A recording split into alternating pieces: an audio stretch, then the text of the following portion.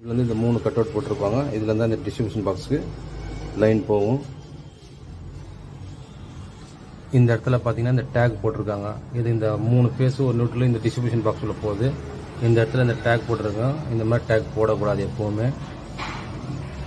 எதுக்குன்னு கேட்டிங்கன்னா இந்த ஒயர் தான் வந்து டோட்டல் பில்டிங் போகிற சப்ளை. 3 ஃபேஸு ஒரு நியூட்ரல் ஓவர் ஹீட் ஆகிட்டு ஏதோ ஒயர் ஒட்டும் போது 440 ஆகும். அதனால் இந்த ஒயரை ஒன்றுக்கு ஒன்று ஒட்ட விடாமல் தான் எப்போவுமே வைக்கணும். இந்த வீட்டில் பார்த்தீங்கன்னா அப்படியே ஒட்டி வச்சுருக்காங்க. இந்த மாதிரி வைக்கக்கூடாது. ஃபஸ்ட்டு இந்த வீட்டில் என்ன ஃபால்ட்டுக்காக நான் வந்திருக்கேன்னா, அதாவது ஒரு ஃபேஸ் வந்து போயிட்டு வருது, விட்டு வருது, லைட் ஆஃப் ஆகிடுது, ஒரு ஃபேஸில் வச்சா மட்டும் அப்படின்ற மாதிரி சொன்னனால இந்த பில்டிங்கை நான் வந்திருக்கேன். வந்து வீட்டில் செக் பண்ண பில்டிங் ஃபுல்லாக எந்த ஃபால்ட் இல்லை கீழே. அதனால் அடுத்து நம்ம பார்க்க போனோம்னா இபி லைன் கரெக்டாக இருக்கான்னு செக் பண்ணோம். அதனால் கீழே வந்திருக்கேன். கீழே வந்து இந்த 3 பீஸ் கேரை செக் பண்ணால் லைன்லாம் கரெக்டாக இருக்குது. இப்போ இது கரெக்டாக இருக்குன்னா அடுத்து நம்ம பார்க்க வேண்டியது பார்த்தீங்கன்னா இந்த டிஸ்ட்ரிபியூஷன் பாக்ஸ். இந்த பாக்ஸில் இருந்தால் வந்து ஒரு வீட்டுக்கும் 3 ஃபேஸ், அதாவது ஒரு மீட்டரில் 3 ஃபீஸ்லேருந்து 3 ஒயர் போய் மீட்டருக்கு போகும். மீட்டர்லேருந்து மேலே போகும். எல்லா வீட்லேயும் பார்த்தீங்கன்னா இந்த டிஸ்ட்ரிபியூஷன் பாக்ஸ் இருக்கும். இதில் எதனா ஃபால்ட் இருக்கான்னு பார்க்கறதுக்கோசம் கீழே வந்தேன். இதில் பார்த்தீங்கன்னா ஒரு ஃபேஸில் ஃபுல்லாக எரிஞ்சிருக்கு. அதாவது அந்த போல் நெட்லேருந்து ஒயர் கட் ஆகிருக்கு போல் வெறும் அப்படியே மூடி கொடுத்துருக்காங்க இந்த இடத்துல. அதனால தான் அப்படி ஆகுதுன்னு நினைக்கிறேன். இப்போ இதை பிரித்து பார்ப்போம். இதை செக் பண்ணுறதுக்கு முன்னாடி இதில் போகிற லைனை ஃபீஸ் கேர் முதல்ல கட் பண்ணிக்கணும். Safety first. அதனால் ஃபஸ்ட்டு இபி சப்ளை வர ஃபீஸ் கேரியர் வெளில எடுத்துடுறேன். இதை எடுத்துட்டாக்க அந்த டிஸ்ட்ரிபியூஷன் பாக்ஸுக்கு சப்ளை வராது. எடுத்தாச்சு. இபியோட லைன் இது தான். கீழேருந்து வரும். இபி கேபிள் இது இருக்குது. ஃபீஸ் போட்டோம்னா மேலே போயிட்டு சப்ளை இந்த டிஸ்ட்ரிபியூஷன் பாக்ஸ் வரும். இது வந்து ஃபீஸ் கேரியர் எடுத்தாச்சு. அப்போ இந்த டிஸ்ட்ரிபியூஷன் பாக்ஸ் சப்ளை வராது. இப்போ என்ன ஃபால்ட்டு நம்ம செக் பண்ண போகிறோம். இது செக் பண்ணுறதுக்கு முன்னாடி நம்ம செக் பண்ண போகிறோம். ஏதோ ஒரே ஒரு வீட்டில் மட்டும் இந்த மாதிரி ஃப்ளக்சுவேஷன் ப்ராப்ளம் ஃபேஸ் போயிட்டு வருது அப்படின்னும் போது பார்த்தீங்கன்னா எதனா ஒரு ஃபீஸ் கேரியர், அதாவது ஏதோ ஒரு வீட்டில் இருக்கிற ஒரு ஃபேஸ் மட்டும் ஆகுனா இந்த ஃபீஸ் கேரியர் மட்டும் பார்க்கலாம். அதே டைமில் பார்த்தீங்கன்னா எல்லா வீட்லேயுமே ஒரு ஃபேஸில் அதாவது ஒரு பிளேஸில் மாற்றும் போது பார்த்தீங்கன்னா விட்டு வருதுன்னு சொல்லணும். இப்போ பார்த்தாக்கா இங்கே பார்த்தீங்கன்னா ஃபுல்லாக எரிஞ்சிருக்கு. இந்த இடத்துல ஃபுல்லாக எரிஞ்சு பர்ன் ஆகிருக்கு. இப்போ நம்ம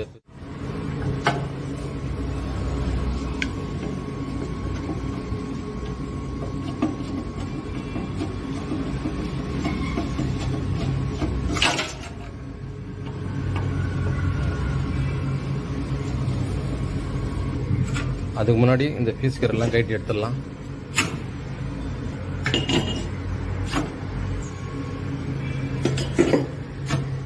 இருக்கிற பழைய போல் நெட்டு, அதாவது இந்த நெட்டை கைட்டி எடுத்துட்டு இந்த லெக்கு புதுசாக மாற்ற போகிறேன். இந்த நல்லா இருக்க ஸ்க்ரூ எல்லாமே ஒரு வாட்டி டைட் வச்சுட்டா நல்லது. ஏன்னா அதுக்கப்புறம் வந்து அடி சைட்லாம் நீங்கள் ஸ்க்ரூ ட்ரைவர்லாம் போட்டுலாம் டைட் பண்ண முடியாது. கட்டிங் பேர் எதுவும் போட்டு தான் பண்ண முடியல. ஃபுல் செட்டு கட்டி தான் பண்ண முடியும். இப்போ நம்ம கைட்டி இருக்கோம். அதனால் எல்லா ஸ்க்ரூவும் ஒரு வாட்டி டைட் வச்சிடலாம். அவங்க என்னை கூப்பிட்ட ஃபால்ட்டு பார்த்தீங்கன்னா இந்த ஒரு ஃபேஸ் லூஸ் கான்ட்னால இந்த கேபிள்னால அந்த ஃபால்ட்டு. சரி, இப்போ நான் அதை போட்டுற போகிறேன். அடுத்து பார்த்தீங்கன்னா இன்னும் ஒரு 3 வீட்டோட இந்த இது பார்த்தீங்கன்னா அது பாருங்கள் எரிஞ்சிருக்கு. இப்போ நான் போனதுக்கப்புறம் திரும்பி இந்த வீட்டிலலாம் வந்து எதுனா ஒரு வீட்டில் லூஸ் கனெக்ட்லாம் வர சான்ஸ் இருக்குது. இந்த இதெல்லாம் அதாவது இந்த அடியில் இருக்க ஸ்க்ரூ வந்து ஃபுல்லாக எரிஞ்சிருக்கு. ஆனால் இதில் சப்ளை பாஸ் ஆகும். இப்போ இது மாற்றணுன்னா இது தனியாக இப்போ கைட்ட முடியாது, உடையும். அதாவது கைட்டும் போது டேமேஜ் ஆகும். இந்த காப்பர் கம்லாம் இதுவாக இருக்குது. அதனால் என்ன பண்ண போகிறேன்னா இந்த பக்கத்தில் இருக்கிற அந்த 3 இது க்ளீனாக இருக்குது, புதுசாக இருக்குது. இந்த ஃபீஸ் கேரில் வந்து அவுட்புட் எதுவும் யூஸ் பண்ணாமல் இருக்காங்க. அதனால் இந்த வீட்டோட அவுட்புட் லைனை தூக்கி இந்த இடத்துல மாற்ற போகிறேன். 3 ஃபேஸில் மாற்றிட்டேன்னா இந்த ஸ்க்ரூ ஃப்ரெஷ்ஷாக இருக்குது, அதாவது க்ளீனாக இருக்கிறதுனால எதுவும் ப்ராப்ளம் வராது. இல்லைனா இதை கழட்டும் போது உடையும். இதெல்லாம் வந்து ஸ்பேர் திரும்பி மாற்ற மாதிரி ஆகிடும். இதே வந்து இந்த ஸ்பேர் ஃபீஸ் கேர் இல்லைன்னா நானே இதை கைட்டி என்ன பண்ணுமோ அது பண்ணி தான் ஆகணும். ஸ்பேராக இதில் ஃபீஸ் கேர் இருக்கிறதுனால இந்த ஒயரை கட்டி இதில் மாற்றி விட்டு போகிறேன். நான் இது வரைக்கும் ஒயரை மாற்றி விட்டு போனாலே கரெக்டாக ஆகிடும். இருந்தாலும் நாளைக்கு இது ஒரு கொஞ்ச நாள் கழித்து இதெல்லாம் ஃபால்ட் ஆக சான்ஸ் இருக்குது. ஏன்னா இந்த இடம்லாம் பார்த்தீங்கன்னா ஃபுல்லாக எரிஞ்சிருக்கு. உங்களுக்கே தெரியுது பாருங்கள். இந்த இடம்லாம் எரிஞ்சு அப்படியே ஸ்பார்க் ஆகின்னு இருக்குது. அந்த வீட்டில் வந்து லூஸ் கனெக்ஷன் ப்ராப்ளம் கண்டிப்பாக இருக்கும் ஒரு ஃபேஸில். அது பாருங்கள். வந்த வேலையை கூப்பிட்டாங்க. என்னென்ன ஃபால்ட் இருக்கோ க்ளீனாக பண்ணி கொடுத்து போகிறது நல்லது.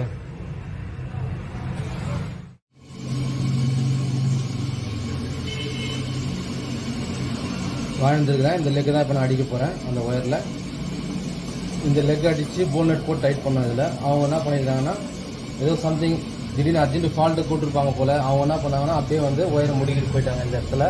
அதனால் வந்து இந்த லூஸ் கனெக்ட் ப்ராப்ளம் இந்த வீட்டில் நடந்திருக்கு. இப்போ நான் வந்து இந்த லெக் அடித்து இந்த இடத்துல அந்த இதில் வந்து போல்நட் போட்டு டைட் பண்ணாக்கா இந்த லூஸ் கனெக்ட் ப்ராப்ளம் இந்த வீட்டில் வந்து ஒரு ஃபேஸ் ஃபால்ட்டு இனிமேல் இருக்காது.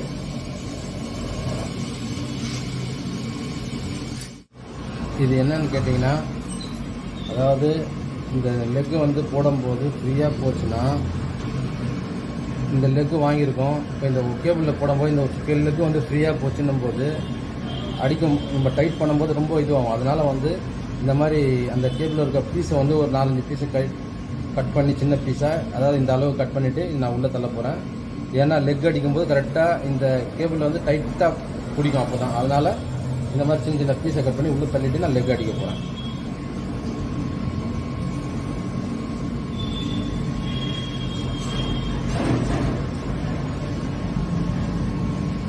இந்த பீஸ் இது கூட சேர்த்து வச்சுட்டேன்.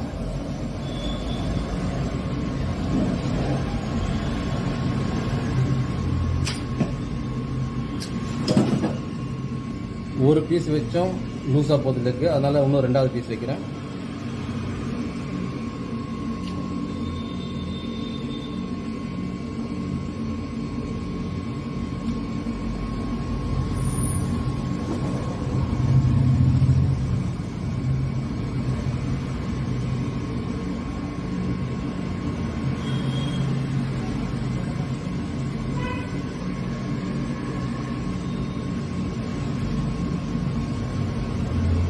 நம்ம அந்த மாதிரி கேபிளை சீடு இந்த லெக் வைக்கும்போது தெரியும். ரொம்ப ஃப்ரீயாக இருந்ததுன்னா அந்த மாதிரி சின்ன பீஸை கட் பண்ணி உள்ளே சொல்லிட்டு போட்டால் கொஞ்சம் டைட்டாக நிற்கும் லெக் அடிக்கும் போது.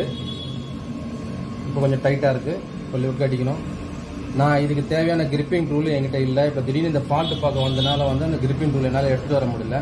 சரி, அப்போ இதை எப்படி நீ அடிப்ப அப்படின்னு கேட்டிங்கன்னா, வேற என்ன கிரிப்பிங் டூல் எடுத்துகிட்டு வரல. கிரிப்பிங் டூல்னால் என்னன்னு கேட்டிங்கன்னா, இந்த லெக்கை வந்து ப்ரெஸ் பண்ணுவோம். அதாவது மிஷின் வச்சுருப்பாங்களே அந்த கிரிப்பிங் டூல், அதை ப்ரெஸ் பண்ணி தான் இதை ப்ரெஸ் பண்ணணும். அப்போ ஒயரில் வந்து இந்த லெக்கு வந்து டைட்டாக பிடிக்கும், மைண்டு வராமல் இருக்கும். சரி, நான் எடுத்துகிட்டு வரல, வேறு இப்போ நான் எப்படி அடிக்கணும்? வல்லவனுக்கு புண்ணும் ஆயுதம்ன்ற மாதிரி பெட்ரூம் சுவிட்சை போட்டு அடிச்சு தான் அமுக்க போகிறேன். பாருங்கள் எப்படி பண்ணுறேன்னு.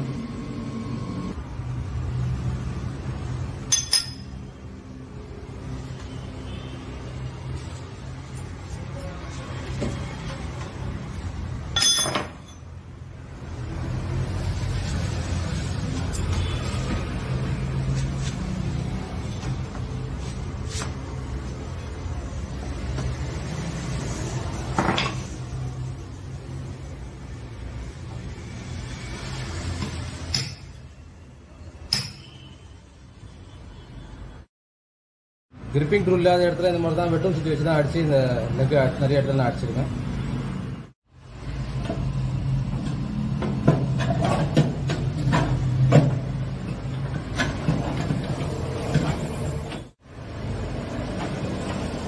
ஸ்க்ரூவில் வச்சு டேப் அடிச்சிட்டேன் ஸ்க்ரூவை. இப்போ நான் உள்ளே போட ஈஸியாக இருக்கும். சப்போஸ் ஏன்னா கையை ஒரு விரல் தான் உள்ளே போகும். இந்த இடத்துல நான் அந்த ஸ்க்ரூ எப்படி போட முடியும், அதனால் இப்படி போடுறேன்.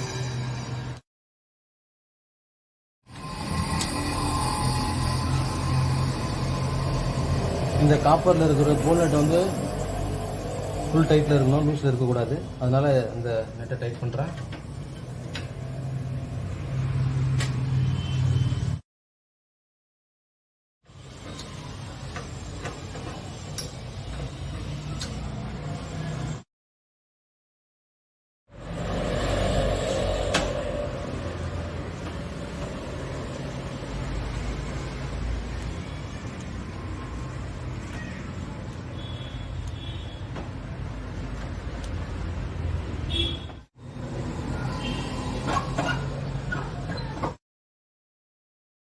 எடுத்துகிட்டு லெக் அடித்து இந்த போல்நட் போட்டு டைட் பண்ணால் இப்போ எல்லாமே சரியாயிடுச்சு. இந்த ஃபேஸோட ஒயரம் ஃபால்ட்டாக வந்ததுனால இதுவும் கைட் எடுத்து புதுசாக லெக்கு போட்டு ஒயரை மாற்றிருக்கு. இந்த ஒயர் தான் புதுசாக மாற்றிருக்கு. இந்த இடத்துல இந்த லூஸ் கான்டெக்ட், அதாவது இது ஷேக் ஆகிட்டே இருக்கும்போது லைன் கரெக்டாக வராமல் வீட்டில் இருக்க லைனில் வந்து ஆஃப் எரிஞ்சிட்டு இருந்தது. இப்போ எல்லாமே சரியாயிடுச்சு. ஏன்னா இப்போ பாருங்கள் டைட்டாக இருக்குது. இந்த ஒயரை வந்து கட்டிங் பிளேயர் போட்டு முடிக்கி வச்சுருந்தாங்க ஒயரை. லெக் அடிக்காமல் ஒயர் முடுக்கி வச்சனால இந்த லூஸ் கண்டர் ப்ராப்ளத்தினால இந்த மாதிரி ஆயிருந்தது இந்த வீட்டில். இப்போ சரியாயிடுச்சு. எல்லோரும் பக்கா ஃபேஸ் வருது, எந்த லூஸ் கண்டர் ப்ராப்ளமும் இல்லை. சரி, இந்த ஃபியூஸ் கேரியர்லாம் ஃபால்ட் ஆகுது காரணம் நம்ம தான். என்னப்பா இது நம்பன்ற அது எப்படிப்பா அப்படின்னு கேட்டிங்கன்னா, இப்போ ஈபியில் 3 ஃபேஸ் இருக்குது. இப்போ இந்த 3 ஃபேஸில் ஒரு ஃபேஸ் போயிடுச்சு, 2 ஃபேஸ் போயிடுச்சு, ஒரு ஃபேஸ் தான் இருக்குது. அப்போ இந்த ஒரு ஃபேஸ் மட்டும்தான் இருக்குது. அப்போ நீங்கள் உடனே என்ன பண்ணுவீங்க, வீட்டில் போய்ட்டு இதே மாதிரி உங்கள் வீட்டில் ரோட்டர் சுவிட்ச் இருக்கும். இப்போ இது என்ன பண்ணிங்கன்னா பார்த்தீங்களா, ஒரே நம்பரில் வச்சுருக்காங்க 1 1 1. அப்படி வைக்கும்போது என்ன ஆகும்னா, இந்த ஒரு ஃபேஸ் தான் இருக்கா, அங்கே ரோட்டர் சுவிட்ச் மாற்றிட்டாங்களா, அந்த வீட்டுக்கு போகக்கூடிய எல்லா லைனும் இந்த ஃபேஸில் வந்து நின்றுடும். அப்போ அது இந்த ஒரு ஃபேஸில் தான் வந்து டோட்டல் பில்டிங்கை இதே மாதிரி எல்லா வீட்லேயும் அந்த மாதிரி மாற்றுவீங்க, ரோட்டர் சுவிட்சில் இந்த மாதிரி மாற்றுவீங்க. மாற்றும் போது பார்த்தீங்கன்னா இப்போ இந்த பில்டிங்லேயே வந்து டோட்டல் இந்த பில்டிங் வந்து இந்த ஒரு ஒயரில் தான் யூஸ் ஆகும். அதாவது 3 ஃபேஸ் யூஸ் பண்ணுற இந்த இடத்துல நீங்கள் ரோட்டர் சுவிட்சை மாற்றுவீங்க, இந்த ஒரு கேபிளுக்கு மட்டும்தான் வந்து ஒயர் வந்து லோடு உட்காரும். இப்போ இந்த ஒரு கேபிளில் தான் வந்து டோட்டல் பில்டிங் ஓடிட்டுருக்கு. 3 கேபிளில் ஒர்க் ஆக வேண்டிய லைன் பார்த்தீங்கன்னா ஒரே ஒரு கேபிளில் தான் ஒர்க் ஆகிட்டு இருக்கும். அந்த மாதிரி ஆகிடும். நீங்கள் ரோட்டர் சுவிட்ச் உங்கள் வீட்டில் மாற்றுறீங்க இல்லையா, மாற்றும் போது இந்த மாதிரி ப்ராப்ளம் வரும், இந்த மாதிரி ஆகிடும். இப்போ எக்ஸாம்பிளுக்கு சொல்கிறேன், என்னால் ஒரு 300 கிலோ வெயிட் தூக்க முடியும் அப்படின்னும் போது என்கிட்ட 900 கிலோ வெயிட் கொடுத்தீங்கன்னா நான் என்ன பண்ணுவேன், கீழே விழுந்துருவேன். அது மாதிரி தான். அதாவது இதோட கேபிளோட கெப்பாசிட்டி வந்து ஒரு 300 கிலோ தூக்குற, அதாவது ஒரு லோடை வந்து என்ன பண்ணுன்னா ஒரே கேபிளில் தூக்கி எல்லா லைனும் தூக்கி கொடுத்தா மாதிரி கணக்காயிடும். அந்த மாதிரி டைமில் தான் வந்து இந்த மாதிரி பர்ன் ஆகிற ப்ராப்ளம் இதெல்லாம் வரும். நார்மலாக 300 கிலோ வெயிட்டுக்கு தூக்குறவங்க கிட்ட வந்து நீங்கள் 900 கிலோ வெயிட் கொடுத்தீங்கன்னா ட்ரிபிளாக கொடுத்தீங்கன்னா என்ன ஆகும், அந்த வெயிட் தூக்குவோம், எவ்வளோ தூக்க முடியுமோ அவ்வளோ தூக்கிட்டு கீழே போட்டுருவாங்க இல்லையா. அந்த மாதிரி தான் இதுக்கும் வந்து இது என்ன பண்ணணும்னா இந்த மாதிரி எரியும், இந்த மாதிரி ப்ராப்ளம்லாம் அதில் வரும். நிறைய பேர் இன்னொரு தப்பு பண்ணுறது என்னென்னு பார்த்தீங்கன்னா, சப்போஸ் உங்கள் வீட்டில் வந்து 3 ஃபேஸில் 2 ஃபேஸ் போயிடுச்சு, ஒரு ஃபேஸ் இருக்குது. அந்த மாதிரி டைமில் என்ன பண்ணுவீங்கன்னா ரோட்டர் சுவிட்ச் மாற்றுவீங்க. மாற்றின அப்புறம் பார்த்தீங்கன்னா அந்த 3 ஃபேஸ் வந்துடுச்சான்னு பார்த்து நிறைய பேர் அந்த திரும்பி வந்து 1 2 3ல் வைக்கிறதே இல்லை.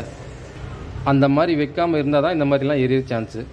நீங்கள் அதே 1 2 3 வச்சிட்டிங்கன்னா என்ன ஆகும்னா லைன் வந்து டிவைட் ஆகி போயிடும். அதாவது இந்த 3க்கும் டிவைட் ஆகி போயிடும்.